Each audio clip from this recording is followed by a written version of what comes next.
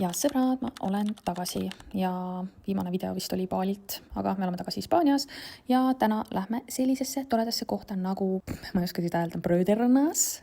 Jah, ma ei tea päris täpselt, kas see on mingi Rootsi koht või midagi sellist. Igatahes, kes teab, võib olla kommenteerida, mis kohast, kus see Brödernas pärit on. Aga meie tulime siis Marbella omasse, ma ei tea, võib-olla seda on kuskil veel siin, aga igatahes see on siis selline burgeri koht, väga selline pubi vibe, ma ütleks, see koht ise nägi pisut selline väsinud välja, aga burgerid maitsesid mega hästi ja päris paljudele burgeritele said siis valida kas 100 või 200 grammise bihvi ja väga suur valik oli ka erinevaid friikartuleid. Me võtsime siin siis kahe peale sellised, vist äkki eesti keelde tõlgituna mingi laetud friikad. Igatahes siin oli nii palju kastet, siin oli selline chilline kaste ja siis selline majonees ja ma ütleks, need on vist maailma kõige krõbedamad friikartulid, mida ma üldse kunagi söönud olen.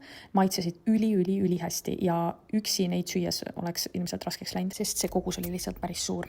Aga burgerid, siin on siis selline burger, kus on see sibula möksmoos ja sibula rõngas ja minu burger oli siis peekoni, bihvi ja salat, kaste oli ka, aga tõesti maitsesid mega hästi, see sai oli ülivärske, pehme, kergelt selline magus, selline brioši sai, jah. Aga tõsiselt maitsev liha oli ka väga hea ja siin nüüd näete, kui palju seda kastet siin friikatega oli kaasas. Aga koht ise oli selline, nagu ma ütlesin, natuke väsinud, ma ütleks, selline 2000 vibes, aga toit ise ennast maitses väga hästi, seega anname andeks. Ja tšauki, näeme järgmine kord.